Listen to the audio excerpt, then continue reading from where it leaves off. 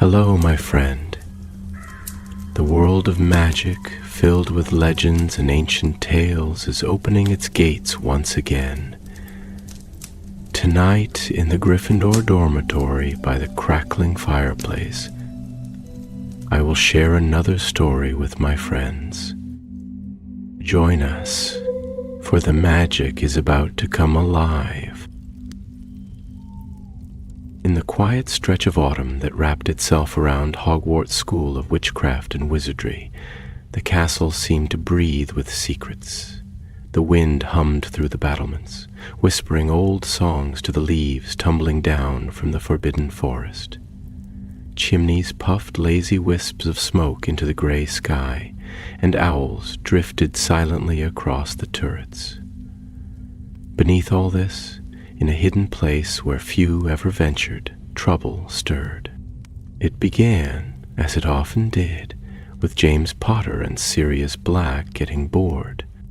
6th year had arrived, and though the days were packed with NEY classes and Quidditch practice, the two of them, along with their ever-loyal companions Remus Lupin and Peter Pettigrew, were determined to leave behind more than grades or pranks. They wanted a legacy, something that would echo through the stones of the castle long after they were gone. Mimoses, I'm telling you, Sirius whispered one chilly evening as the four boys huddled beneath James's invisibility cloak in the astronomy tower. There's a staircase behind that star map. I saw a shadow vanish right through the wall. Remus frowned, brushing hair from his eyes. There are over 100 hidden passages in Hogwarts, Sirius. Most of them just lead to classrooms, old storage, or Filch's sock drawer. But Sirius's eyes gleamed with something more than mischief. There was wonder there, and maybe just a dash of something darker. This one's different. I heard it hum. Peter squinted toward the wall. You mean, like music? Like magic, Sirius whispered. Deep, old magic. That word, old, always caught Remus's attention. He was the reader, the one who lived in the margins of ancient books and legends. If Sirius was the flame, Remus was the quiet wind that kept it from burning out. All right, James said, pulling the cloak tighter around their shoulders. Let's have a look. The Marauders moved as one. 4 boys bound by secrets and loyalty and a fondness for breaking rules. Beneath the waning stars, they crept to the edge of the tower and examined the wall behind the old star map. It was carved with constellations, etched so fine they looked painted on glass, and as Sirius placed his palm against the central one, Orion, the wall breathed. With a slow groan, the stones parted, revealing a descending staircase swathed in blue mist. The air turned cool and metallic. Something unseen stirred below. Peter hesitated. Maybe we tell Dumbledore. And maybe we get turned into toads, Sirius said, eyes shining. This is ours, Wormtail. And so the Marauders descended. The staircase spiraled downward, far past the normal depth of the tower. It felt more like a tunnel bored through time itself. Faint glimmers of starlight flickered along the walls, even though no window or torch could be seen. After several minutes, the stairs ended in a wide, circular chamber. In its center stood a pedestal of midnight stone. Atop it rested a jar of pale silver glass, faintly glowing from within, like moonlight caught in a bottle. James stepped forward. What is it? Remus moved beside him, lips forming the words of a protective spell. But no curse rose from the jar, only silence. presence, watchful and still. Truth into the pedestal in curling runes was a riddle. One wish to shape, one truth to bear. To gain your heart's desire, beware. For dreams may shine, but shadows bite. Speak not in greed, or lose the light. It's a wishing jar, Sirius breathed. Peter's eyes widened. Do you think it works? I don't know, James said slowly, but the glint in his eyes said otherwise. Only one way to find out, but Remus held up a hand. No, not yet. We don't know what this is, how it was made, who put it here. We need to study it. This is powerful magic. For once, Sirius didn't argue. The jar had silenced even him. The boys agreed to return the next night and left the chamber as quietly as they had come, the wall sealing behind them as though it had never opened. But even as they made their way back to Gryffindor Tower, each of them carried the jar in their thoughts. That night, as the castle slept, the whispers began. They came in dreams. Sirius dreamed of a home without cold parents or cruel portraits, a place where he was free to be who he truly was. James dreamed of roaring crowds and flying high, the wind carrying him to glory, the world shouting his name. Remus dreamed of walking under the full moon without fear, of touch and companionship without shame. Peter dreamed of being brave, of stepping into a room and having everyone look at him with awe, not as someone hiding in someone else's shadow. And when they woke, hearts pounding, each boy knew the jar had called to them. The next day lessons passed like smoke. In potions, Peter melted his cauldron. In charms, Sirius got scolded for staring out the window, wand forgotten in his hand. James forgot to eat at lunch, and Remus was scribbling notes in the margins of a weathered tome titled Cursed Artifacts of the Ancient World. That evening, when the sky was painted in lavender dusk, the Marauders met in the common room, quiet for once. It spoke to me, Sirius finally said. James nodded. Me too. Remus looked up from his notes. It's not just a jar, it's a bank. The others... Yeah, what? Remus laid the book open. A wish bank. Very old, very rare. Created by goblins long before Gringotts. You deposit a desire, solve the riddle, and if it finds your intent worthy, it grants it. But the magic feeds on you, on your mind. It can twist your heart if you're not careful. James narrowed his eyes. Then why leave it down there? Because someone wanted it found, Remus replied. A silence fell. Peter shifted in his seat. Do you think it can really grant wishes? I think, Remus said, closing the book, it wants us to try. And thus the Marauders stood at the edge of something far older than Hogwarts, older even than the forest or the stones beneath their feet. A magic buried, bound in silver glass and sealed in riddles. They would return. They would test it. And by the time the truth was revealed, one of them would be changed forever. The next night brought with it a thick curtain of mist that hung low over the castle grounds, creeping across the lawn like a living veil. Inside the warmth of Gryffindor Tower, fires crackled in their hearths, and students dozed in armchairs with books resting upon their laps, unaware that 4 of their housemates were once again slipping beneath the folds of James Potter's invisibility cloak and vanishing into the shadows of the 7th floor. The Marauders moved like seasoned ghosts, avoiding creaking stairs and ducking behind tapestries as the suits of armor shifted in their alcoves. They passed the fat lady with barely a breath, crossed empty corridors lit by moonlight, and returned to the entrance they had discovered beneath the astronomy tower. Sirius pressed his hand against the star again, and once more the wall gave way with the low sound of stone remembering its movement.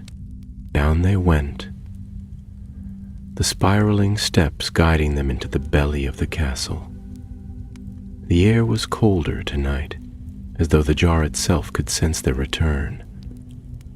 James led the way, one to light, though the soft silver light of the jar cast a glow bright enough to see by.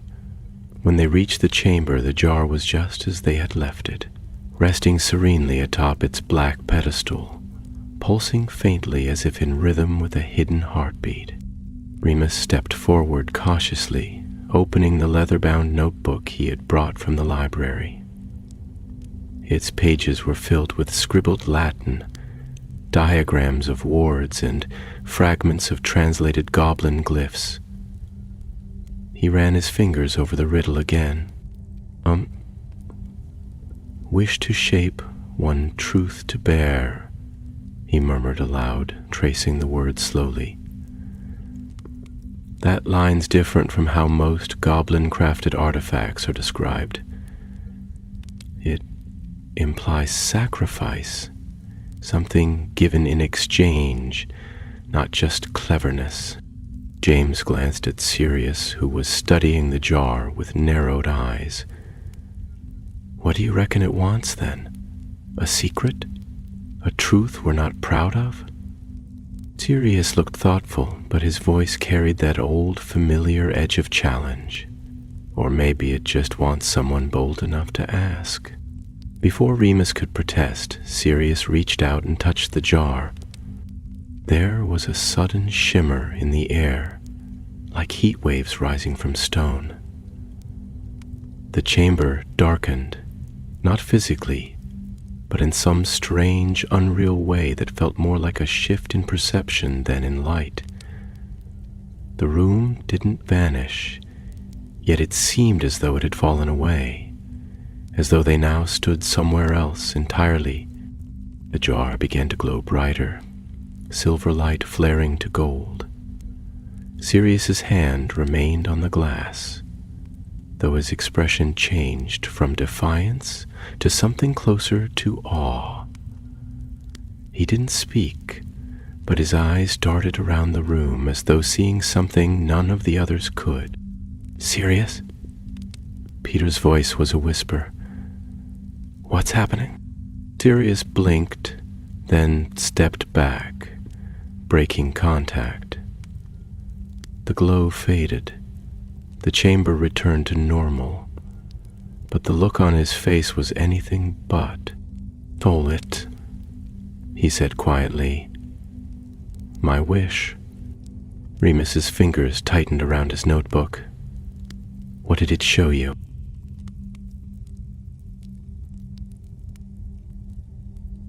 Sirius didn't answer straight away. He stared at the jar for a long moment before replying, voice lower now.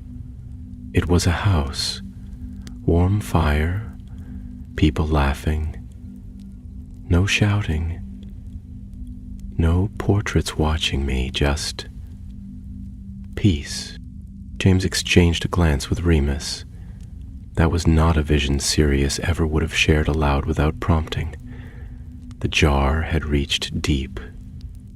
Well, I suppose it's my turn then, James said after a pause, stepping forward with his usual bravado. He placed his hand on the glass, and at once the room shimmered again, the same strange dreamlike glow wrapping around them. James stood motionless, lips parted slightly, eyes distant. After a moment, he frowned, brow furrowing. When he pulled his hand away, the light faded once more. "It was me," he muttered, holding the Quidditch cup, the whole school cheering, and Lily was there. He looked up. She smiled at me. The room fell quiet. Remus didn't move. "This is dangerous," he said, his voice sharper than usual. "It's not just showing you your desires, it's making them feel real. It's enchanting your mind." "But it's not hurting us," Peter said, his eyes flicking nervously between the others. "Maybe it's just testing us, or tempting us," Remus replied. "That's worse." Still, even Remus could not fully resist the pull. After a long pause, he stepped up, his expression guarded. He pressed his palm to the jar, and in an instant, his shoulders went rigid. What he saw, he did not describe. But when he drew back, his eyes were darker, heavier. Peter was the last. He approached slowly, then placed his hand on the glass, almost reverently. The glow came again. His eyes widened. Then he gasped, pulled away quickly, and stumbled back as if the jar had burned him. I saw myself," he stammered. "Everyone was listening to me. Even McGonagall. I wasn't just to tag along. I mattered." No one spoke for a time. Then James exhaled slowly and said, "It gives us what we want. And maybe that's the problem." Remus closed his notebook with a soft thump. "We need to destroy it." "What?" Sirius turned to him sharply. "No, we don't even understand how it works. There's knowledge here, power. If we're careful..." "It's not meant to be controlled," Remus interrupted. "The book said the last known wish bank was buried after it devoured an entire village's worth of dreams. The goblins sealed them because they twist people. Sirius, they draw you in until you forget what's real." "But it could help us," Peter argued. What if we needed it?" "We don't," James said firmly. "Not if it means losing who we are." Sirius turned away, jaw tight. But he didn't argue further. The Marauders left the chamber that night in silence, thoughts spinning like stars in motion. Above them, the castle dreamed as well. Long corridors filled with memories, old ghosts shifting in portraits, owls rustling in towers, and beneath it all, the jar pulsed quietly in its cradle of stone, waiting for the next hand, the next heart. For something had changed. Not all of them had turned away from the wish, and in the dark, something watched. The days that followed were shrouded in a strange kind of quiet, not of peace, but of something waiting to be disturbed. The weather outside had turned gray and wet, with long fingers of rain tapping endlessly on the castle windows, as if the sky itself were trying to get in. Lessons continued as they always did. Professor McGonagall stern and unyielding in Transfiguration, Slughorn luring students into his office with candied pineapple and glittering tales of magical elites. But for the Marauders, something had shifted. Each boy walked with a different weight in his step. Remus grew more withdrawn, often found hunched in corners of the library, surrounded by stacks of books on enchantments and cursed objects, his quill scratching furiously even as dark circles bloomed under his eyes. James, who normally carried the air of a lion cub barely holding in its energy, had grown quieter, less quick with his jokes, as though his mind was always somewhere else, perhaps standing again before the cheering crowd he had glimpsed in that vision. Peter, nervous at the best of times, now flinched at sudden noises and avoided eye contact, though his glances toward the tower were frequent, as if something there called him still. Only Sirius carried on much as before, laughing too loudly, swaggering down corridors with his hands in his pockets, but even he could not mask the intensity with which he studied that hidden place behind the star map, nor the way his eyes sometimes flicked towards his friends when they weren't looking. They had agreed, in theory, to leave the jar alone. But silence is not the same as peace, and a promise made with trembling voices beneath stone does not always hold under the weight of longing. One evening, nearly a week after their second visit to the chamber, a thunderstorm rolled in from the north, turning the sky outside the great hall a deep, bruised violet. Candles flickered as the air pressure changed, and rain beat against the stained glass windows with a fury that made the portraits mutter about ruined tapestries and damp shoes. The Marauders sat together at the Gryffindor table, their plates mostly untouched, the tension between them almost tangible. "I have found something," Remus said quietly, breaking the uneasy silence. "In one of the restricted texts, something about the jar." Sirius leaned forward, his eyes lighting with interest, though he said nothing. James glanced around quickly, then lowered his voice. "What sort of something?" Remus pulled a scrap of parchment from his sleeve and unfolded it beneath the table, shielding it from prying eyes. His voice was low, almost a whisper, but the words carried the gravity of something ancient and not meant to be spoken aloud.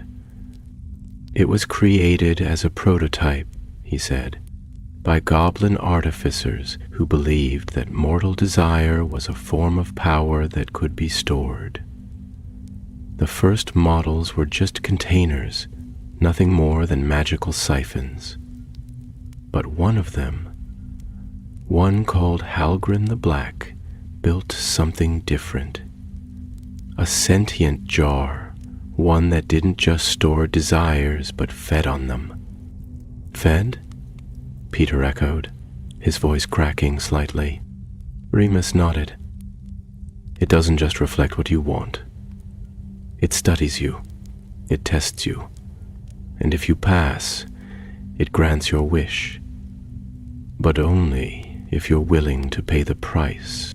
"What kind of price?"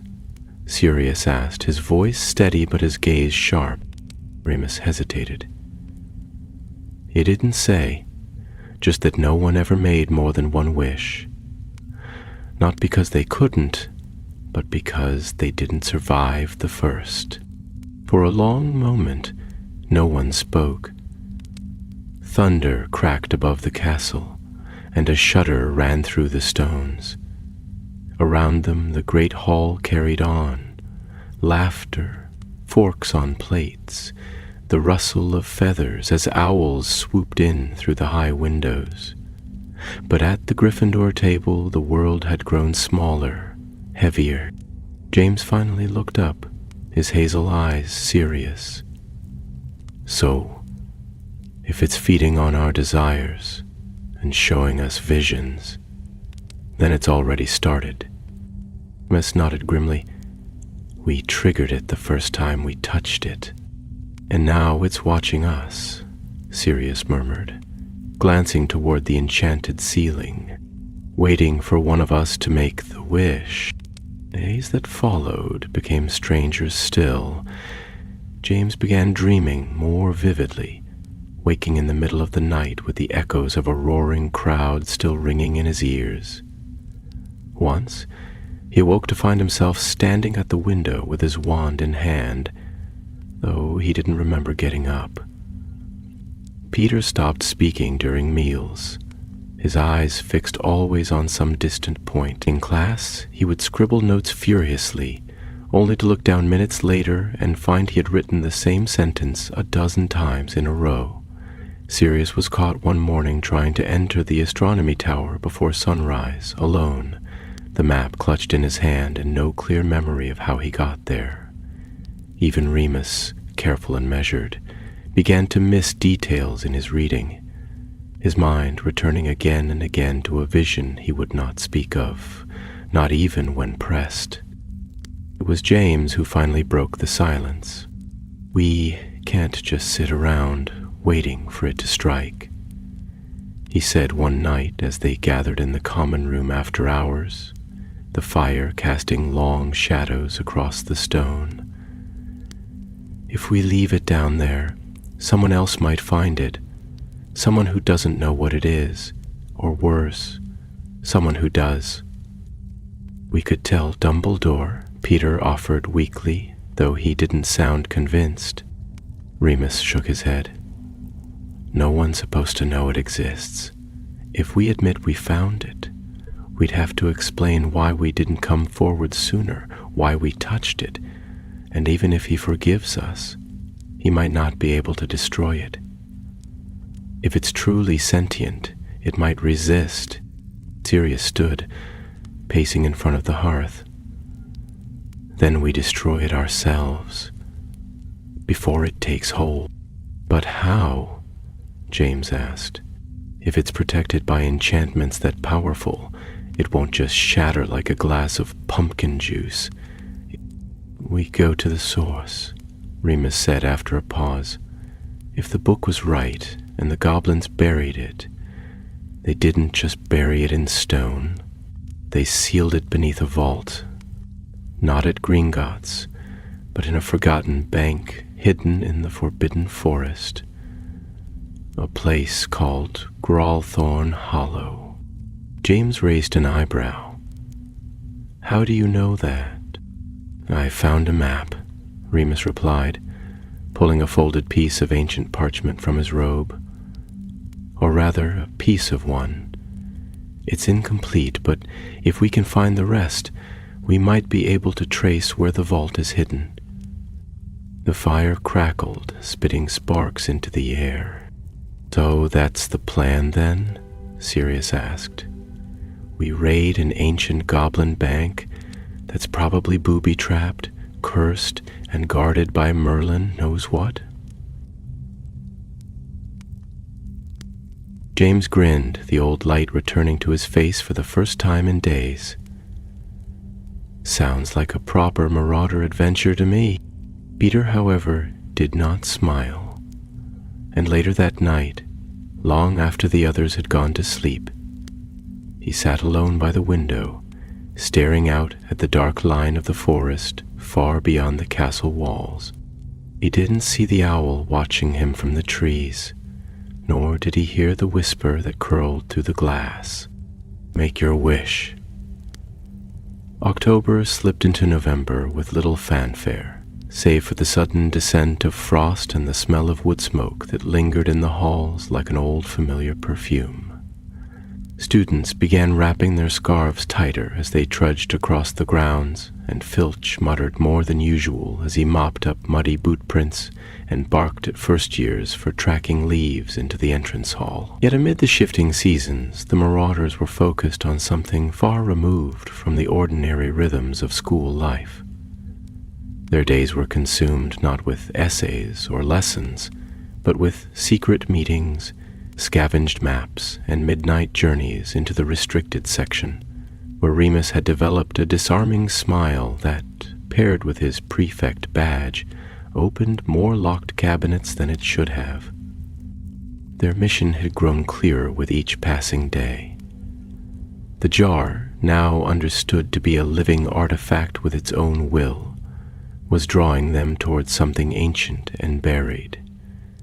It was Remus who had first uncovered the name Gralthorn Hollow, scribbled in the margin of a worn volume titled Goblin Curses, A History, and it was Sirius who traced it to a forgotten ledger detailing defunct financial vaults sealed centuries ago after the Goblin Rebellion. From what they could piece together, Grawthorne had once been a prototype site for magical storage, an experimental treasury created by goblins who believed that desire could be harnessed like gold. It had been shut down after a series of mysterious disappearances, and though its exact location had been lost to time, fragments of a map were rumored to have survived. Finding those fragments, however, proved a task worthy of their reputation.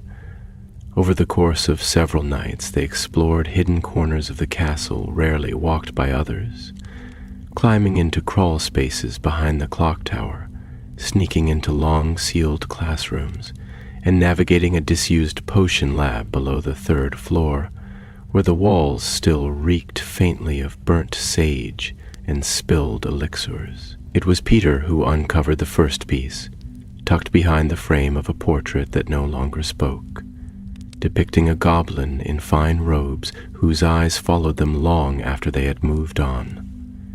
The scrap was brittle and yellowed with age, etched with delicate lines that shimmered faintly in the light, and when placed beside Remus's original map, the shapes aligned perfectly, forming the outline of a great vault hidden beneath the northern edge of the forbidden forest.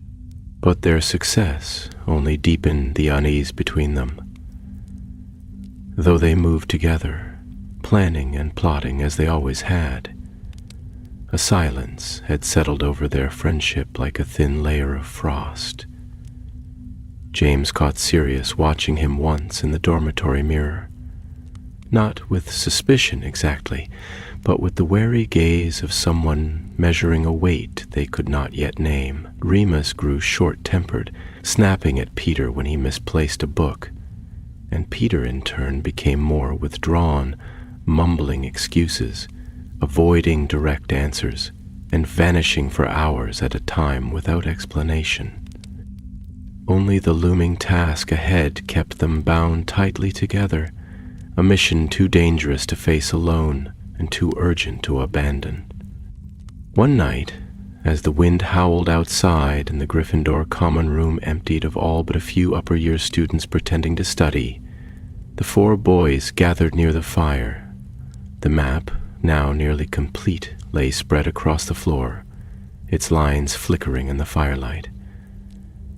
Remus tapped the edge of the parchment with his wand, murmuring a revealing charm, and the final portion of the vault's outline emerged, a crescent-shaped chamber beneath a ridge known as the Wormfang. "It's real," he said softly, as if still half-doubting his own words. "The bank is still intact." James leaned forward, resting his elbows on his knees. "Then that's where we go. If we can destroy the source of the magic, whatever feeds the jar, then the rest will fall with it." Sirius nodded, though his brow furrowed. "But it won't be unguarded. If the goblins buried it, they did it for a reason. There'll be wards, traps, possibly worse." "We've faced worse," James said, and the smile he gave was laced with the fierce, unshakable confidence of a born leader. "We've turned into animals, stolen maps from under Filch's nose, and gotten away with more than most students dare dream. We can handle this." Peter looked uncertain, but he said nothing. His eyes were on the map, tracing the path toward Grawthorne Hollow with something unreadable in his expression. They made their plans in hushed tones, agreeing to leave on the next Hogsmeade weekend when they could slip from the crowd unseen. Remus would handle the protective enchantments, Sirius would bring the enchanted tools he'd borrowed from the Room of Requirement, James would lead them through the forest paths, familiar from their animagus escapades, and Peter was to stay close and watch their backs, ensuring they were not followed or found. The days that followed were marked by a strange urgency. James could barely sit still during lessons, drumming his fingers on desks and staring out windows as though the trees themselves were calling to him. Sirius spent every spare minute enchanting a small iron rod that sparked when held, muttering to himself in half-formed incantations. Remus worked through books at a frantic pace, barely pausing to sleep. And Peter? Peter vanished again. On the eve of their departure, he returned late, soaked through from the rain and muddy from boots to collar. He said he had been studying by the lake, trying to clear his mind, but his story was thin, and Remus's narrowed eyes betrayed his doubts. Still, no one pressed him. The next day they would enter the vault together, and whatever lay within would demand their full attention.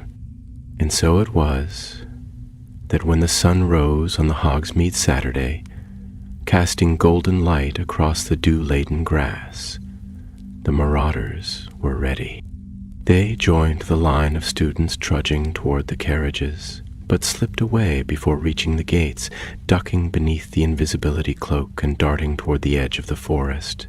Beneath the trees, the air grew cooler, thicker. The canopy above turned the sunlight to green-gold shadow, and the forest floor whispered beneath their feet. James led the way, wand in hand, senses sharp. The forest was a place they knew well, having roamed its outer edges countless times in their animagus forms, but the path they took now led deeper than they had ever dared venture. Remus read aloud the markings on the map, guiding them around groves where the air shimmered unnaturally, past thorn-choked valleys where even the birds refused to sing. Once, a low growl rumbled from the underbrush, and they paused as a pair of golden eyes blinked in the dark. But whatever creature had watched them moved on, uninterested or perhaps unwilling to follow. It was nearing noon when they reached the ridge. The worm fang rose from the forest like the back of some great serpent, its stones curved and jagged, covered in moss and ivy. Nestled in its shadow was an ancient doorway, almost entirely overgrown, framed by runes so old they crumbled at the touch. The map shimmered once, then dimmed. "This is it," Remus said. Sirius stepped forward, clearing the vines with a flick of his wand. Grawthorn Hollow. James looked to each of them in turn. "Are we ready?"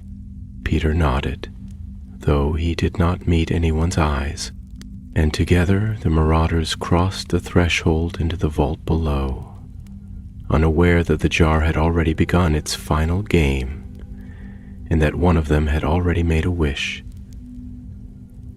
The door to Grawthorn Hollow opened without a sound, but the silence it released was not comforting. It was the kind of silence that clung to the skin and made one's breath seem too loud. As the Marauders stepped into the passageway beyond, the air grew colder, denser, and laden with the scent of ancient stone and something else. Something older still, metallic and strange, like old magic that had been asleep for centuries and was only now stirring.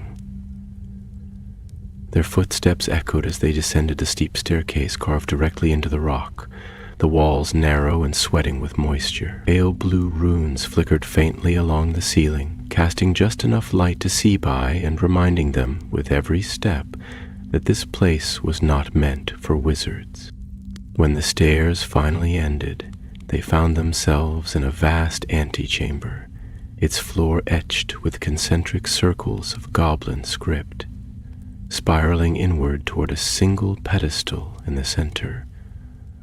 The walls were lined with iron doors, each marked with different symbols, some clearly for protection, others more obscure, more ominous. Remus stepped carefully toward the markings on the floor, kneeling to study them while James and Sirius began testing the doors, pressing their hands against the iron to check for hidden enchantments.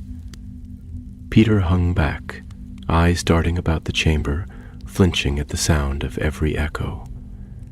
He looked pale, his hands trembling slightly, though he tried to hide it by adjusting the strap of his satchel again and again. "This is it," Remus said, finally, rising and brushing the dust from his knees. "This is the central vault. It was designed as a hub, a heart. Each of these doors leads to a subchamber meant to store a different class of magical desire. Wealth, knowledge, power, immortality, even love." He turned slowly in place, eyes narrowing as he read the symbols on the doors. "But there's one door missing its mark." James followed his gaze. One of the vault doors, the largest of them all, had no visible symbol. Its surface was smoother than the rest, and, unlike the others, it bore no hinges or keyhole. It looked less like a door and more like a piece of the wall that had simply forgotten how to be solid. Sirius approached it cautiously, hand outstretched. "This one's different. Don't touch it," Remus warned. "If I'm right, that one doesn't open with force or magic. It opens with intent." Peter stepped forward now, his voice higher than usual. "What kind of intent?" "The kind you'd use to make a wish," Remus replied without looking at him. "But we're not doing that. We're here to find the source of the jar's power and destroy it, not feed it." James turned to Sirius, whose hand had frozen just inches from the stone. "We do this together, yeah? No sudden heroic." Sirius gave a half smile, though his eyes were fixed on the door. "No heroics. Got it." They split up to investigate the other chambers, careful not to trigger any enchantments. James and Sirius moved left, while Remus and Peter took the right-hand corridor. Each vault they opened revealed something stranger than the last. In one, a golden quill wrote endlessly upon a floating scroll, spilling names none of them recognized in ink that shimmered like starlight. In another, a chalice rested on a plinth, full of water that reflected not the ceiling, but the stars. Constellations that did not match any found in the sky above. One chamber was entirely empty save for a mirror that showed the viewer not their reflection, but the moment they had first spoken their greatest wish aloud. Peter lingered in that room longer than the others. When Remus called for him, it took a moment before he responded. His voice sounded distant, as though he had just awoken from a dream. They reconvened near the central vault, dusted with cobwebs and the cold bite of the air.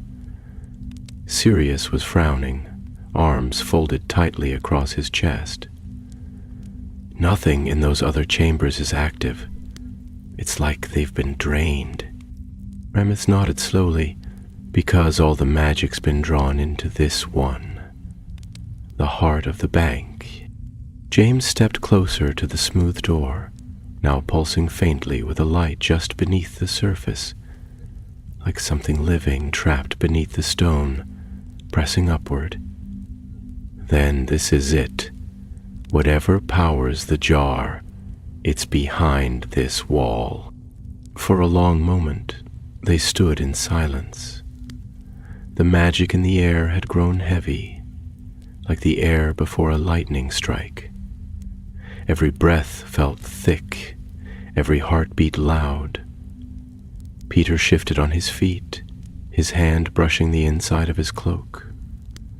James caught the movement and frowned slightly, but said nothing. "All right," Remus said quietly. "We need to be precise. The spell I've prepared should unravel the binding glyphs around the vault's core. But we'll only have a few moments before it reacts, and once it does, we'll have to move quickly." Sirius drew his wand. "Let's do it then." Remus raised his wand to the runes around the base of the vault, murmuring an incantation so old it grated on the ear like the grinding of stone. The glyphs flared white, then gold, then sank into the floor. The wall shuddered. A sound, low and hollow, echoed through the chamber, as if the vault had drawn breath. The stone door dissolved. What lay beyond was not a room, but a cavern. It stretched far beyond the limits of the vault, its walls smooth and dark, glittering faintly like volcanic glass. In the center hovered a great sphere of silver light, suspended in the air like a sun caught in moonlight. It pulsed gently, rhythmically, and from within it shone countless images, visions dancing through its surface like fish in a bowl. They were memories, perhaps, or desires made visible. Each one seemed to shimmer with possibility, beauty, and danger. "The core," whispered Remus. "It's beautiful."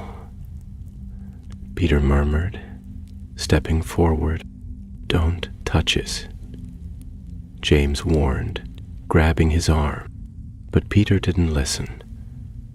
In a single movement, faster than the others could react, he broke free, darted toward the sphere, and reached into the light. The world around them exploded in a storm of sound and color. The cavern trembled violently, the images within the sphere flaring like stars. The pulse of the magic became a roar.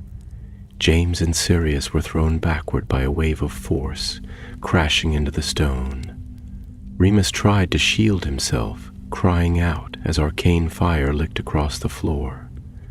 Peter stood at the center, his face lit by the terrible glow, his eyes wide, not with fear, but with longing. "What have you done?" Remus shouted. Peter turned to them slowly. "I made the wish." The sphere cracked, not shattered, not broken, but cracked like glass under pressure. A deep fissure split its surface, and from it spilled tendrils of shadow, curling and coiling through the air.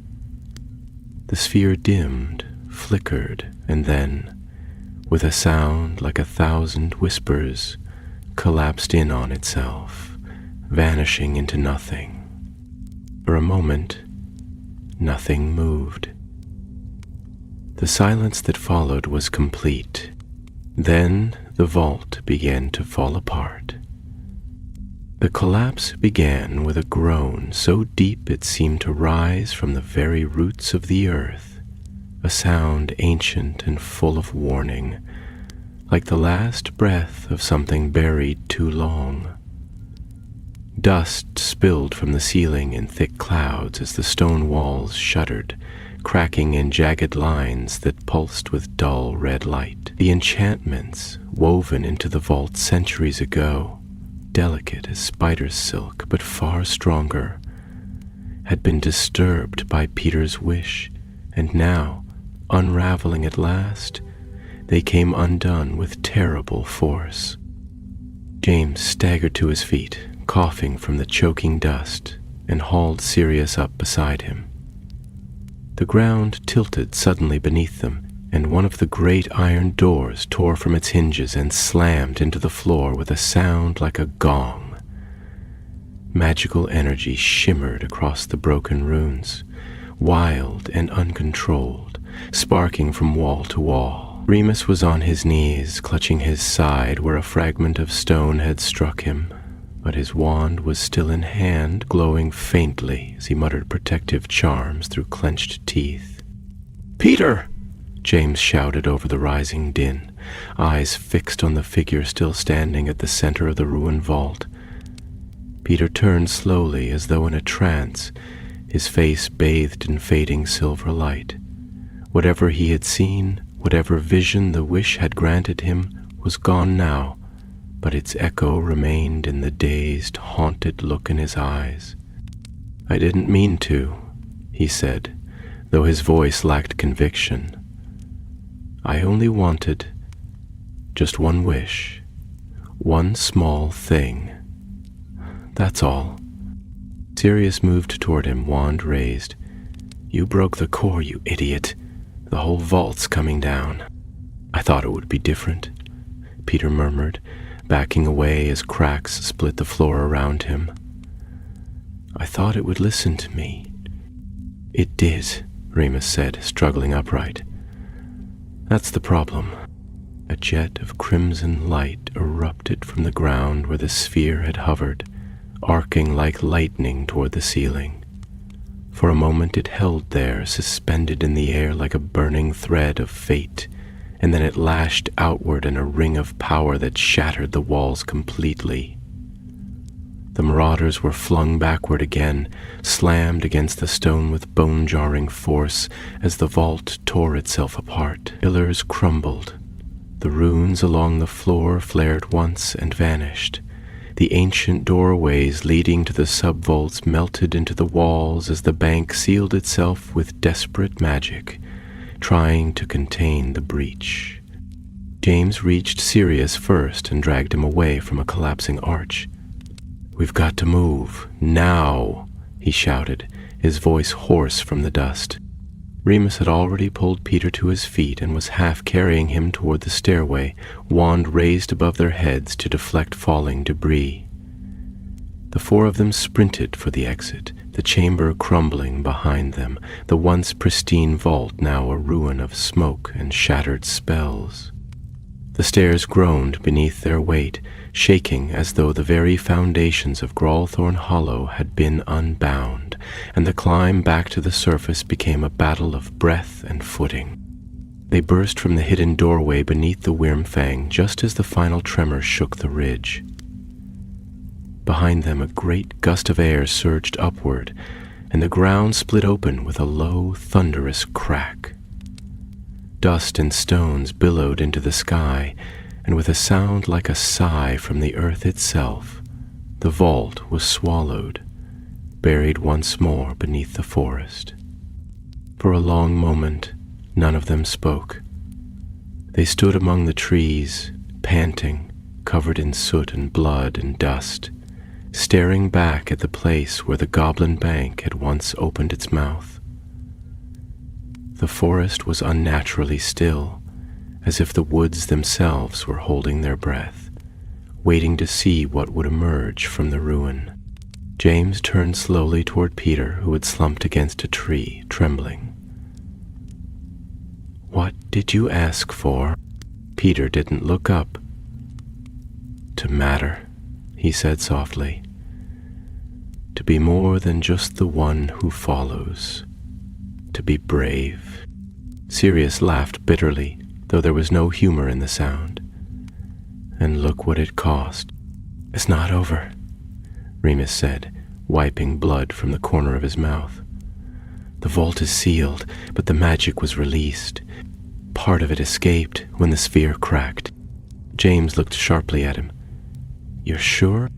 Remus nodded grimly. "I felt it. When the core broke, something fled. It's not tied to the vault anymore. It's free." The silence that followed was heavier than stone. Even the wind seemed to avoid the clearing now, whispering only at its edges, unwilling to pass through. The trees loomed high above them, watching like ancient sentinels. "We destroyed the source," Sirius said. "The jar, the core. We finished it." "No," Remus said. "We broke it. That's not the same." Peter, head bowed, hands clenched in his lap. He didn't deny it. Whatever power he had touched, it had marked him. The others could sense it now, even if they didn't yet understand what had changed. The journey back to Hogwarts was slow and silent. The invisibility cloak barely fit around them all in their torn and bloodied state, and they had to take long detours through the densest parts of the forest to avoid being seen by centaurs, or worse. Twice they heard things moving in the shadows beside them, too large to be birds, too fast to be wolves, and each time they pressed close together, wands raised until the sounds passed. When they reached the castle gates at last, the sun had dipped low over the hills, casting long golden beams across the grounds. The castle rose above them like a sanctuary from the storm, its windows glowing with warmth and the promise of safety. But none of them felt comforted. The magic that had touched them, especially Peter, had not stayed behind in the forest. They climbed the stairs in silence, slipped through corridors like phantoms, and returned at last to their dormitory in Gryffindor Tower. The fire had long since gone out and the room was cold. James collapsed onto his bed without a word, too tired even to remove his robes. Sirius sat by the window, staring out at the stars, his expression unreadable. Remus busied himself tending to the scratches on his arms, his jaw tight with unspoken thought. Peter lay awake long after the others had fallen asleep. His wish had been granted. He did matter now. Then, somewhere, deep in the shadows beneath the castle, a small, flickering spark of magic stirred. It remembered him. The days that followed the vault's collapse passed slowly, as though time itself had grown cautious.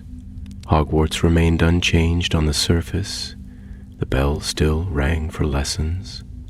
Owls still swooped through the great hall bearing letters and parcels, and the chill of November deepened into something sharp and brittle. But for the Marauders, the world had shifted. They carried the memory of Grawthorn Hollow with them, like a shadow stitched to their heels, silent but heavy. It lingered in their thoughts during class, interrupted their sleep with flickering images of the spheres shattering, and colored even their laughter with something distant and strained. James, though still sharp and clever, seemed less willing to chase glory than he had been. He no longer leapt at the chance to duel in defense against the dark arts, nor did he taunt the Slytherins with quite the same fire. He would often be found sitting at the window in the common room, with his chin resting on one hand, watching the Quidditch pitch as though it no longer belonged to the same world he lived in. Sirius returned to his usual swagger, but it had grown brittle at the edges, the kind of confidence that could be cracked by a single glance. His jokes came faster, louder, and his temper shorter than before, as if he were daring someone, anyone, to ask him what had happened in the forest. Remus grew quieter still, speaking only when necessary and often choosing to sit alone in the library, his fingers stained with ink, his books piled high with volumes about soul binding, magical remnants, and the unpredictable aftershocks of broken enchantments. Peter, however, was different in a way none of the others could name outright. He seemed the same on the surface, still nervous, still eager to please, still following the others a half step behind, but there was a tension in him now, an alertness, as though something inside had been wound too tightly. His eyes darted more than they used to, and sometimes, when he thought no one was watching, he would touch the sleeve of his robe where he had hidden the token he hadn't told the others about, the shard of silver light that had clung to him when the vault exploded, now cool and quiet, but still pulsing faintly against his skin when he held it close, though they had not spoken openly of it. Each of them knew deep down that the magic had not died in that vault. Something had been released, something unfinished, and it had not let go of them. Their first true sign of its lingering presence came 1 week later, on a wind-scoured evening when the corridors howled with the sound of icy drafts, and the sky above the great hall had turned an ominous shade of violet. James and Remus were walking back from a late detention with Professor Kettleburn who had insisted they clean the entire shed behind the Care of Magical Creatures paddock after their Niffler-themed prank had gone rather too well. When they heard it, the sound was faint at first, like the soft ringing of distant chimes, but it grew clearer as they drew near the charm's corridor. A strange, high whispering, like dozens of voices speaking just below the threshold of understanding. They paused near the suit of armor outside Professor Flitwick's classroom, both boys exchanging a wary glance. "Do you hear that?" James asked, drawing his wand without needing to be told. Remus nodded, his hand tightening on the handle of his bag. "It sounds like the vault." When it cracked, the voices stopped the moment they stepped into the corridor, but something else had changed. The walls, usually bare stone, were now marked with faint patterns of frost, swirls and sigils that shimmered in the torchlight like veins of silver. The air was bitterly cold, too cold for November, and in the silence they could both feel it, that prickle of magical presence, the same one they had felt when the jar had first shown them their wishes. They turned back quickly, neither willing to test the corridor further, and returned to Gryffindor Tower with long strides and clenched jaws. By the time they arrived, Sirius was waiting by the fire, his legs stretched out before him, and a half-finished letter in his lap. Peter sat in the corner, pretending to read, but looked up as they entered. "We've got a problem," James said without preamble, pulling off his gloves. Remus moved toward the hearth, warming his hands. "Something's manifesting again. It's not the jar, but it's from it. I think the magic is spreading." Sirius frowned. "Where?" "Charms corridor," James replied. "Frost sigils, whispering voices. Same feeling as the vault." Peter swallowed hard. "Do you think it's the wish?" Remus gave him a long look. "The wish was never meant to be granted. When you broke the sphere, the vault tried to destroy itself, but something escaped. That magic's loose now, untethered, and I think it's looking for something to anchor itself to." Sirius sat up straighter, his eyes narrowing. "Or someone." No one spoke. The fire popped quietly in the silence, casting flickering shadows across their faces. James rubbed his hands together. "All right, we need to find out how far it's spread. If it's appearing in the charms corridor, it might not be the only place." "We'll check the library next," Remus said. "If there's anywhere residual magic might cling to, it's there. Old words, strong emotions, layered enchantments. It's perfect ground." "I'll look around the dungeons," Sirius offered. "Slughorn's lot won't notice much if anything weird starts floating past their cauldrons." "I'll check the Owlry," Peter said quickly. There's a lot of old magic up there too." James gave a brief nod. "Fine, but no one goes alone. We do this in pairs, and we leave notes in the map. We're not getting split up over this." They spent the following days combing the castle, moving carefully, always in pairs. Remus and James scouted the library and the astronomy tower. Sirius and Peter took the lower floors and the owlery. Everywhere they went, they found traces, not always visible, but present. Books with blank pages that whispered in forgotten tongues, staircases that no longer ended where they once had, suits of armor that turned their heads as they passed. The castle itself was responding to the magic, reshaping subtly under its influence. It was not overt, not yet, but it was gathering strength. One evening, while passing through a hidden corridor behind the second-floor tapestry, Sirius and Peter came upon a mirror neither of them remembered seeing before. It stood tall and narrow, framed in dark iron, and its surface was not glass, but something darker, like water, but still. When Sirius stepped before it, he saw not himself, but a version of him he barely recognized, one that had stayed in his family's house, one whose eyes were cold and proud, and utterly alone.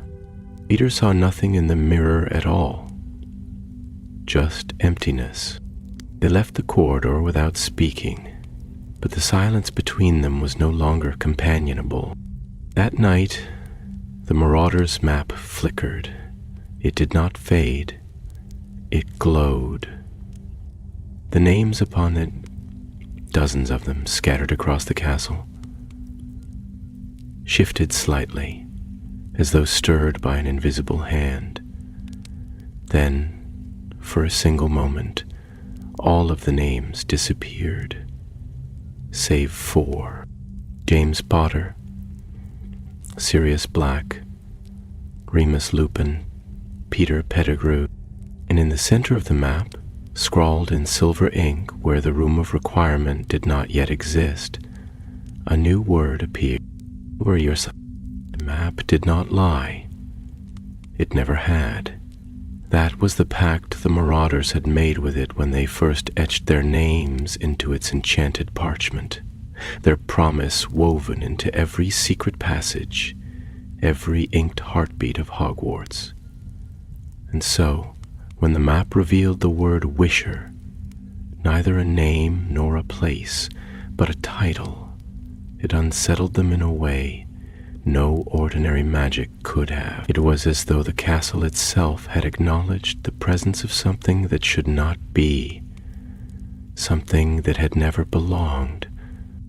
They gathered around the parchment in the dim hush of the dormitory, the curtains drawn tight against the wind that moaned through the tower's turrets. The fire had gone out, and the only light came from the flickering glow of Remus's wand, held aloft like a lantern over old secrets.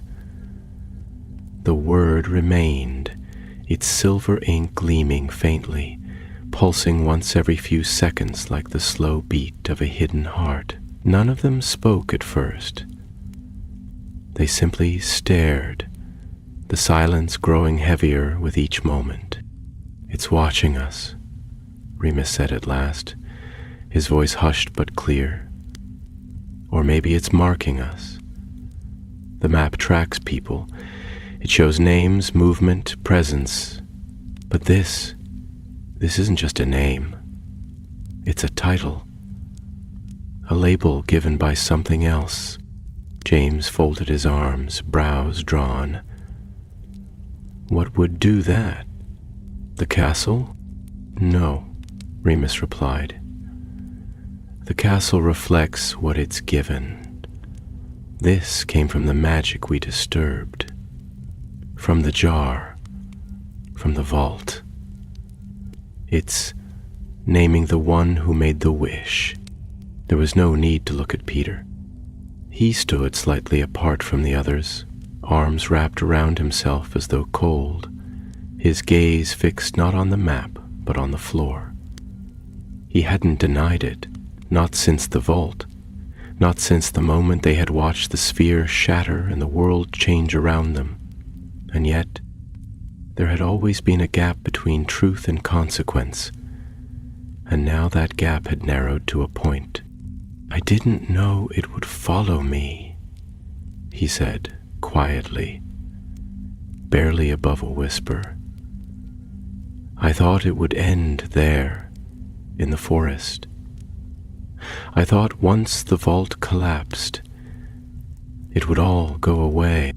Sirius's voice was low and tight, like the strain of a bowstring pulled too far. "You wished with it, Peter. We warned you." "I only wanted to matter," Peter said again, but this time there was a tremor in his voice. Not just fear, but something like shame. I didn't think it would do this. James took a slow breath and knelt beside the map, tapping it once with the tip of his wand. Wisha, he muttered. It's not just a name. It's a warning. The silver word faded, leaving the parchment blank. A moment later, the names of their fellow students began to reappear, as though nothing had happened. But the magic that had touched them all lingered, and they could still feel it in the marrow of their bones. The next few days passed in an uneasy blur. The frost sigils had vanished from the charm's corridor, but others had begun to appear elsewhere. In the unused passage outside the trophy room, on the third step leading into the clock tower, even near the base of the grand staircase where the portraits muttered to one another with growing unease. The whispers had returned too, though they were quieter now, more insidious. Remus caught them once in the library, curling through the margins of a book he had never opened before, the ink shifting on the page like shadows moving beneath water. Sirius claimed he had seen the mirror again, this time in the Transfiguration corridor, though when he turned back, it had vanished. James began having dreams, long, vivid dreams of the sphere in the vault, but twisted now, darker, with visions of hands reaching through the glass, offering him everything he had ever wanted in exchange for nothing but a single word. Yes. They didn't speak of it in public. They didn't need to. The weight of the secret had grown into something like a second skin, and though they continued with their lessons and their lives, it was as if they were always holding their breath. Then, the strange occurrences began to affect others. In your news weekly, on a Tuesday morning, Rosalie Jenkins, a shy third year in Hufflepuff, was found in the Great Hall just before breakfast, standing motionless beside her table, her eyes wide and glassy as if staring into some unseen distance. She did not respond to her name, nor to Madame Pomfrey's gentle prodding. Her hands trembled as though gripped by winter, and a strange sigil, identical to the one Remus had seen in the vault, had appeared faintly on the back of her neck. By the time she was moved to the hospital wing, the mark had vanished, but she remained in a deep, dreamless sleep. 2 days later, Everett Rowe, a fifth-year Slytherin and chaser on the house team, began wandering the corridors in the middle of the night, murmuring words in a language no one recognized. When Filch tried to restrain him, a gust of force sent the caretaker flying across the hall, knocking over a suit of armor and scaring Mrs. Norris so badly she refused to leave his office for 2 days. Everett had no memory of the event, but the signs were there. The cracks were widening. It was Sirius who said aloud what the others had feared to speak. The wish didn't just mark Peter. It's bleeding into the castle. Remus nodded grimly. The jar was designed to grant a single wish, but when we destroyed the vault without severing the enchantment properly, the energy didn't vanish. It was released. It's searching now, like a parasite without a host. It wants to grant more, and it doesn't care who it finds. Why no? James asked. It's been quiet for weeks. Why start taking others? Because it's getting stronger, Remus replied. The longer it remains untethered, the more it adapts. The core was ancient, but its magic isn't just old. It's intelligent. It learns. And Peter gave it a path into our world. Peter didn't argue. He simply sat on the edge of his bed, his shoulders hunched forward, his expression unreadable. Whatever guilt had taken root in him, it was growing silently, twisted and private, like ivy spreading along a wall no one else could see. They spent that night in the common room, seated around the fire, their wands out, the map open on the floor between them. They took turns watching the parchment, waiting for signs, watching for movement that didn't belong. The word wisher did not return, but neither did the silence feel comforting. It was around midnight when James spoke, his voice quiet but firm. We can't keep waiting for it to strike again. We need to find out what it wants. It wants to be finished, Remus said. The wish was made, but never sealed. The jar demanded a price, and Peter's was incomplete. It's trying to balance the scales. Sirius stared into the fire. So the question is, what will it take? No one answered. Above them, in the highest window of the tower, a thread of frost crept across the glass like a finger. The magic was still here, and it was watching. The first snowfall came early that year. It arrived not as a gentle drifting of flakes, but as a sudden storm that swept over the grounds in the middle of the night, blanketing the castle in white silence by morning. The trees bowed beneath the weight of frost, the black lake froze around its edges, and the forbidden forest stood still, its usual whispers smothered by snow. The world outside turned pale and bright, but within the stone walls of Hogwarts, the darkness that had crept into the corners of its corridors only deepened. For a time, the disturbances ceased. No more students were found wandering in trances, no more marks appeared on skin, and the whispers faded to a mere echo. It might have seemed to those who did not know better that whatever shadow had stirred had passed on. But the Marauders knew. They could feel it, not with their wands or their eyes, but with something deeper, a shared sense that the storm had not ended, only paused. It was like standing on the edge of a frozen lake and hearing the faintest crack beneath your feet, subtle and distant, but certain. They met often and in secret, avoiding even the other Gryffindors, using hidden rooms and lesser-known stairwells to plan, to search, to learn. Remus had taken to poring through the oldest texts in the restricted section, requesting volumes so obscure even Madame Pince had given him wary glances, though she never questioned a prefect's access. Sirius roamed the castle with a wary eye, and the Marauders' map always folded into his pocket, checking for oddities in movement or names that lingered where they should not.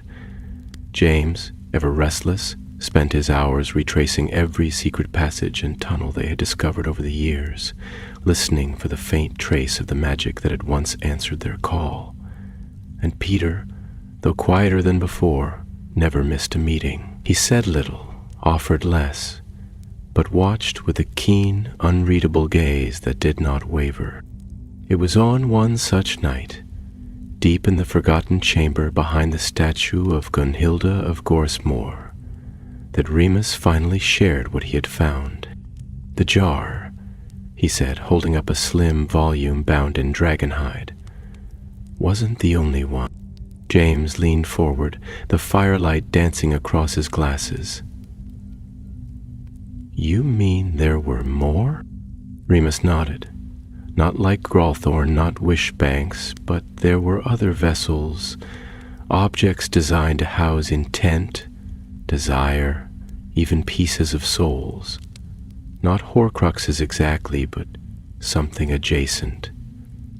What Halgren the Black created was a fusion of ancient goblin enchantments and early wizard soul work. It's disturbing how close the theories run. Sirius narrowed his eyes. And what does that mean for us? It means that what escaped that vault wasn't just magic, Remus replied. It was a fragment of something, someone, that wanted to be remembered. I don't think it was entirely bound to the jar. The sphere may have held its body, but not its essence. When Peter made the wish, he let it in, not just into the world, into himself. Peter said nothing. His gaze was fixed on the book, but his face remained blank, unreadable. James looked at Remus sharply. You think it's inside him, that the magic is... what, using him? No, said Remus carefully. I think it's using his wish. The silence that followed was long and brittle. Sirius shifted. Then how do we stop it? We've closed the vault. We've burned the maps. We've done everything short of dragging Peter to Dumbledore. And we don't do that, James said quickly. Not yet. This isn't just about rules or punishment. If we involve him now, then we lose control of the outcome, Remus finished. And I don't trust anyone else to handle this without fear or force. But what if it's too late? Sirius asked. What if the damage is already done? Peter stood then, slowly, deliberately. His voice, when it came, was quiet but certain. Then we finish what we started. All three turned to look at him, surprised by the clarity of his tone. He met their eyes one by one, and there was something in his expression. Something old and weary, but resolute. I made the wish, he said. I touched the sphere. I let it out. So if there's a price left to be paid, it should be mine. Sirius frowned. You don't know what it wants. I know enough, Peter replied.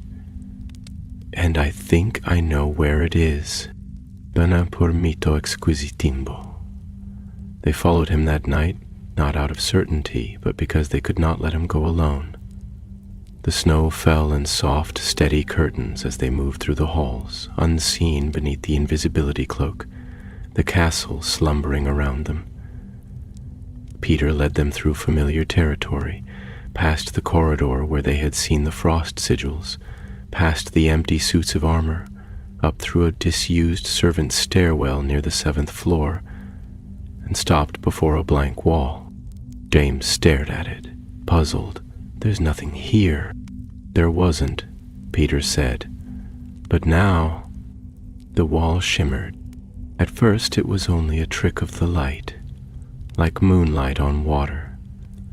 But then it rippled, and the stones wavered, shifting inward. A door appeared, tall, narrow, bound in iron, with a handle shaped like a curled root.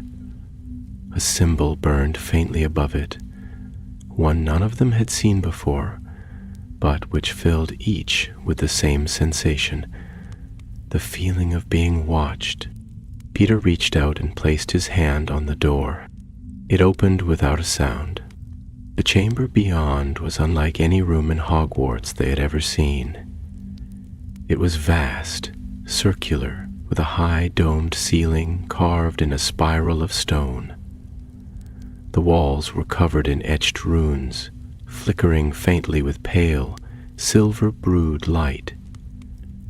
In the center of the room hovered a second jar, not like the first, not bright or pristine, but dim and cracked, flickering as though dying. It pulsed slowly, its glow weak but unmistakable, and around it, drawn into the floor like a web, was a new circle of runes. One not carved, but grown, as if the castle itself had shaped them. It's the echo, Remus said in a whisper. A fragment, trying to become whole. Peter stepped forward, and the jar pulsed brighter. The runes reacted, flaring like embers in a wind, responding not to his magic but to his presence. Sirius raised his wand. "Are we destroying it?" "No," said Remus. "Not yet. This isn't like before. It's fragile now. It wants to draw power again. But we have a chance. If Peter reverses the wish, severs the intent, we might be able to unmake it before it stabilizes." James looked at Peter. "Can you do it?" Peter didn't answer right away. He stepped into the circle, into the very heart of the runes, and stood before the jar. His breath misted in the cold air, his wand lowered. "I don't know," he said finally, "but I'll try." And as he raised his hand toward the fractured glass, and the final test began. The instant Peter placed his hand upon the fractured jar, the air in the chamber turned thick, as though drawn inward by an invisible force. The runes etched into the floor flared with sudden brilliance, not the cold silver of before, but gold laced with scarlet, warm and wild like fire caught in starlight. The temperature dropped so sharply that frost spiraled outward from the jar in delicate veins, reaching toward the boy's boots like searching fingers. The chamber trembled, not violently, but with a low, resonant hum, as though the very stones of Hogwarts were holding their breath. Peter stood motionless, his hand outstretched, his breath rising in white plumes. His eyes were fixed on the jar, which now pulsed in response to his heartbeat. The cracks across its surface widened slightly, but instead of breaking further, the jar began to mend itself, the glass stitching together with faint threads of light. James stepped forward, instinctively raising his wand, but Remus stopped him with a hand on his arm, shaking his head. "Wait," Remus murmured. "It's not attacking. It's responding." Peter's voice, when it came, was low and unsteady, as though he were speaking from a great distance. "It's asking if I'm certain, if I want to give it back." Sirius frowned, his wand still drawn. "Give what back?" Peter closed his eyes. The wish. For a long moment, nothing moved. Then slowly, the jar brightened. Images began to swirl within its depths, faint silhouettes at first, indistinct and fragile, like memories glimpsed through fog. They formed and dissolved without pattern. A boy standing alone at the edge of a crowd, watching others cheer, a wand gripped tightly in trembling fingers. Laughter that never quite reached him. Then a moment of triumph. Peter, standing tall, confident, victorious. A dream granted. But behind it all, a shadow. Something darker. Something waiting. "It's showing me," Peter whispered. "Everything I asked for. Everything I thought I wanted. And what it cost." James stepped beside him now, his voice quiet but sure. "You don't have to do it alone, Wormtail. Whatever this is, we face it together." The light in the jar dimmed for a heartbeat, then flared once more. And for the first time it spoke.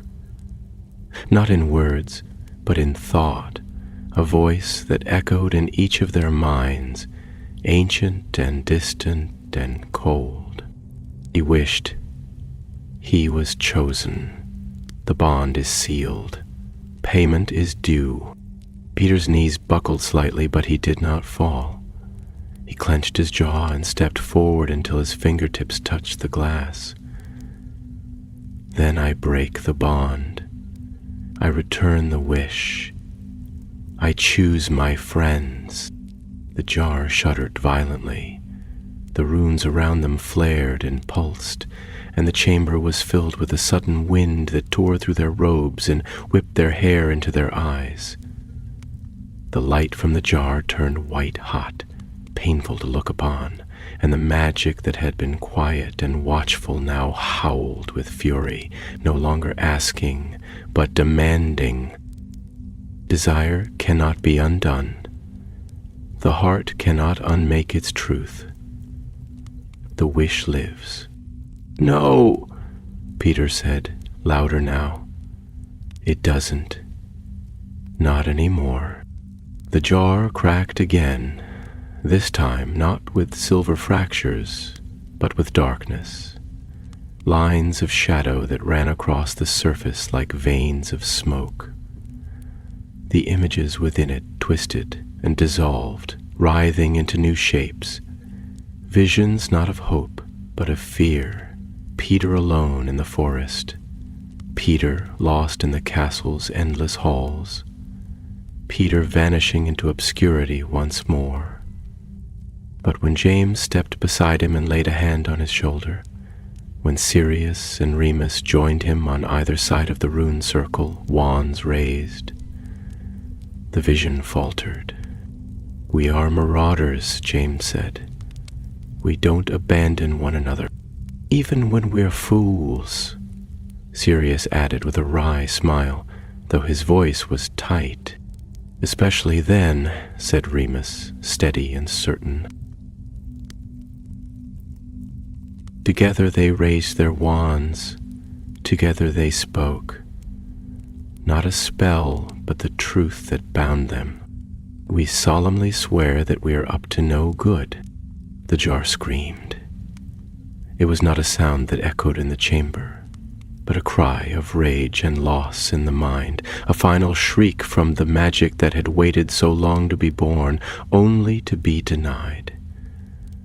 The light exploded outward in a sphere of gold and silver and shadow, and for a moment all was fire and wind and light. When it cleared, the jar was gone. The ruins had faded. The frost had melted. The chamber, once cold and full of strange light, was silent once more, the stones still and dark. Peter stood at the center of the room, unharmed but shaking. His hand dropped to his side, empty. The others approached slowly, each watching for some last trick, some lingering trace of what had haunted them for so long. But there was nothing. No whisper, no echo, no flicker of light. Whatever had haunted the castle, whatever had latched onto Peter's wish, was gone. James let out a long breath, then turned to Remus. "Is it over?" Remus nodded slowly, though doubt still lingered in his eyes. "The magic was bound to the wish. The wish is undone. If anything remains, it's dormant now." Sirius looked around, brow furrowed. "Then let's make sure it stays that way." They left the chamber in silence, not out of fear, but of reverence. They sealed the door behind them with old spells, layered threefold, and cast protective enchantments to prevent the passage from opening again. Whatever had been released that night in the vault had found no home among them.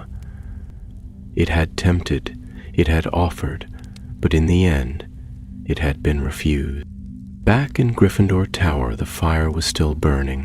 The map lay open on the table where they had left it, the names of their housemates drifting lazily across the parchment.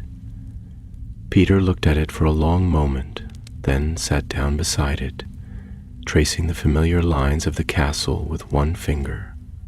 The word "wisher" did not return. James clapped him on the back. "You did it, Wormtail. You stood your ground." Peter gave a weak smile. "Not alone." "No," Remus agreed, taking a seat across from him. "Never alone." They stayed up late that night, not speaking of wishes or jars or vaults. They talked of Quidditch, of Honeyduke's newest chocolates, of a prank they'd been planning for Filch since October and never quite pulled off. They spoke like boys again, like friends who had faced something dark and made it through together. Outside the castle, the snow fell quietly, blanketing the forest and the hidden ruins beneath its trees. And deep in the earth, where broken magic sometimes sleeps for centuries, a shard of glass lay buried, forgotten for now, its light extinguished, but not forever. Winter deepened. Snow lay thick across the lawns, softening the contours of the castle grounds into pale, drifting hills that sparkled in the morning sun. Icicles clung to the eaves of the towers like the teeth of sleeping giants, and the wind whispered through the narrow corridors with a sighing sound, stirring the tapestries as if unseen hands reached out to touch the woven scenes. Yet within the walls of Hogwarts, life resumed its familiar rhythm. The great fires of the common rooms crackled once more with comfort rather than necessity. Laughter returned to the corridors, and even Peeves, who had gone unusually quiet during the strange weeks of magical unrest, began again to drop dung bombs and cackle his way across the upper floors. To the rest of the school, the odd disturbances of late autumn were quickly forgotten. Rosalie Jenkins recovered in the hospital wing, though she retained no memory of her trance, and Everett Rowe returned to classes with a vague headache and a newfound distaste for enchanted mirrors. Whispers that something peculiar had passed through the castle lingered in the shadows of conversations. But without proof or explanation, even the most imaginative rumors soon gave way to talk of holidays, Christmas break, and the upcoming Gryffindor-Slytherin Quidditch match. But for the Marauders, the memory of the wish and the thing that had come with it did not fade. Peter Pettigrew, though unchanged in appearance, was no longer quite the same boy who had entered the vault beneath the Wyrmfang. There was a stillness in him now that had not existed before, not the timid stillness of nerves, but the quiet of someone who had looked into the abyss and come back, changed. He walked with more awareness, listened with greater care, and though he still laughed and stumbled over his words from time to time, it was clear to his friends that something in him had solidified. Whether it was strength, resolve, or the simple burden of having faced his deepest desire and turned it away, they could not say, but it was there all the same. Sirius, who had once suspected betrayal in every shadow, watched Peter closely in the days that followed their final encounter with the jar. Yet in time even his suspicions softened. They began again to sit side by side in lessons, to nudge one another with grins when Professor Slughorn dozed at his desk, and to laugh, genuinely, when Filch discovered their enchanted mistletoe floating in the entrance hall, causing chaos among the first year. Sirius was not one to forgive easily, but he was loyal to his brothers, and once trust was restored, it was fierce and unwavering. Remus returned to his books, though his research turned now to gentler subjects, runes, ancient spell lore, protective wards, his desire for knowledge undiminished but tempered by caution. He continued to meet with Professor Dumbledore from time to time, under the guise of advanced magical studies, and while he never spoke directly of what had happened, there were moments when the headmaster's gaze lingered upon him just a little longer than usual, and when his voice carried the weight of things understood without being said. As for James, he threw himself back into Quidditch and his studies with a renewed focus. Though he kept the Marauders map close at hand, checking it more often than before, he never said why, but the others knew. The map, born of their mischief and brilliance, had once warned them of a threat before it had a name. Now James watched it not out of fear, but responsibility. He had seen what could rise from the hidden corners of the castle when ambition twisted into hunger, and he was determined never to be caught off guard again. It was just before the end of term that they returned to the astronomy tower one final time. The night was cold and clear, the stars gleaming in the sky like ice scattered across black velvet.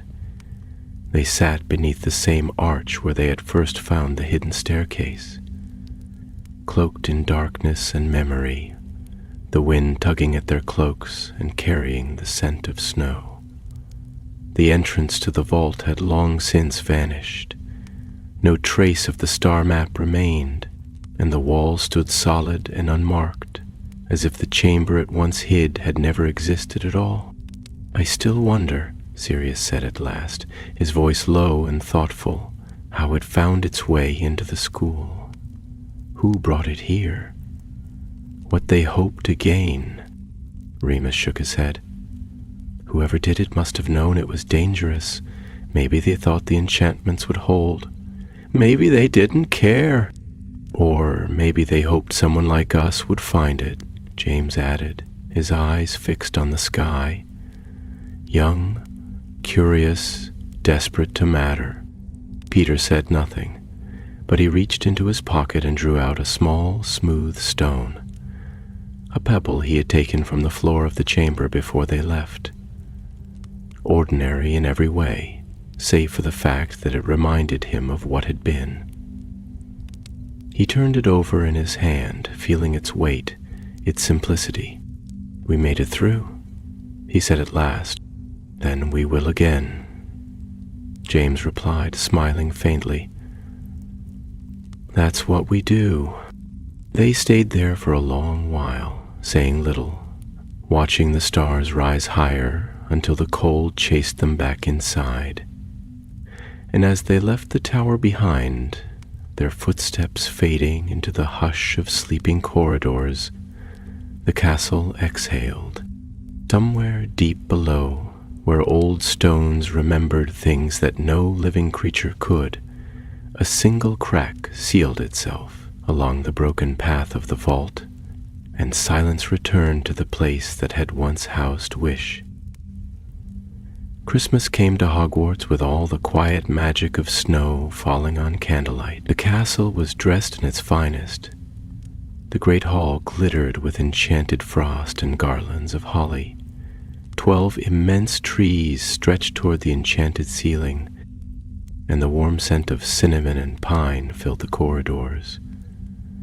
Laughter echoed off the stone walls once more, and the fires burned high and bright in every hearth, chasing away the long nights. Students bustled through the common rooms in festive jumpers and mufflers, exchanging sweets and handmade trinkets, and even Filch seemed too weary to chase after mischief with his usual snarling energy.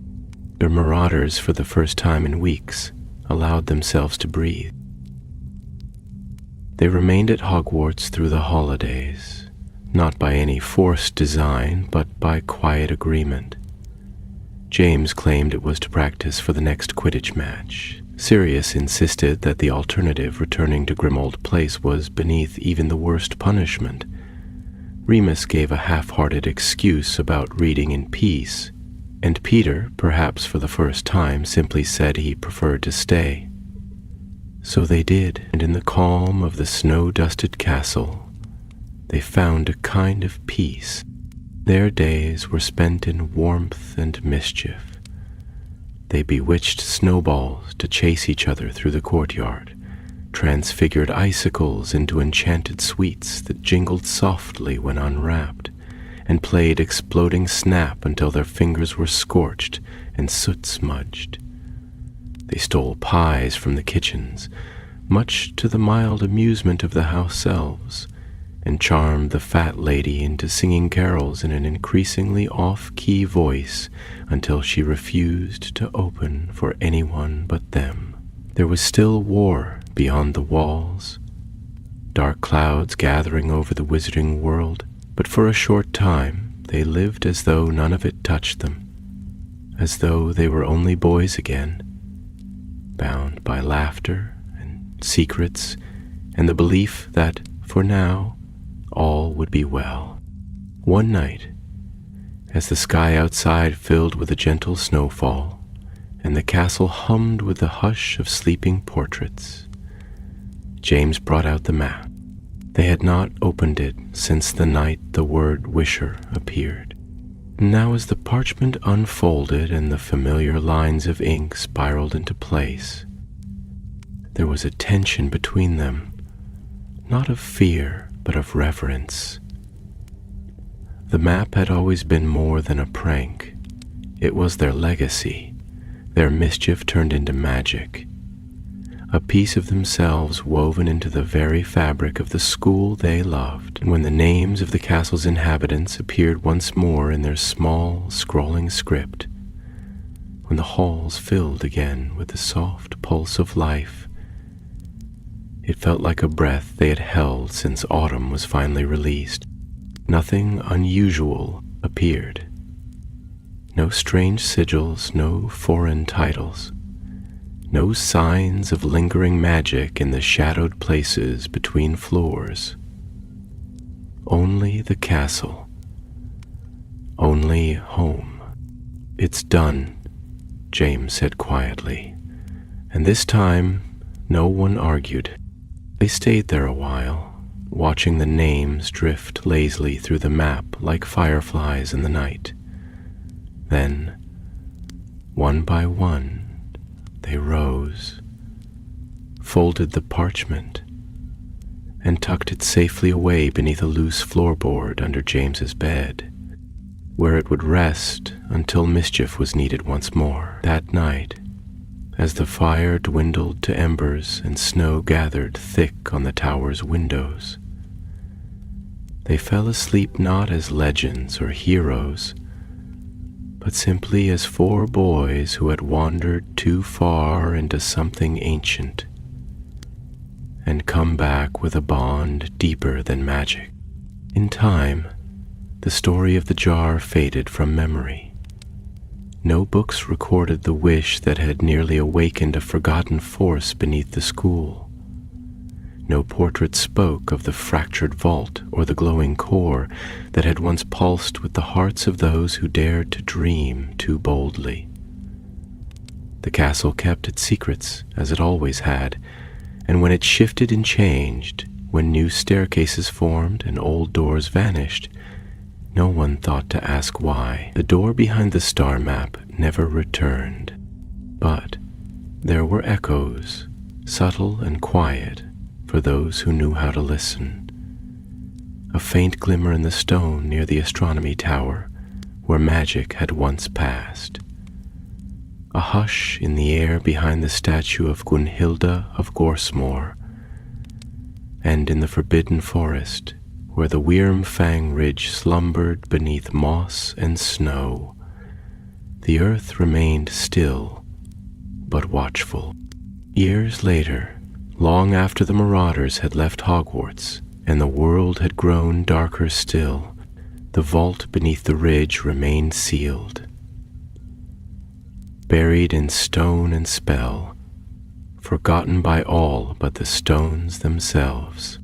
But in the silence of that place, if one stood very still, there was a presence, not evil, not alive, only a memory, the ghost of a wish once made, and the boys who had chosen in the end not to keep it.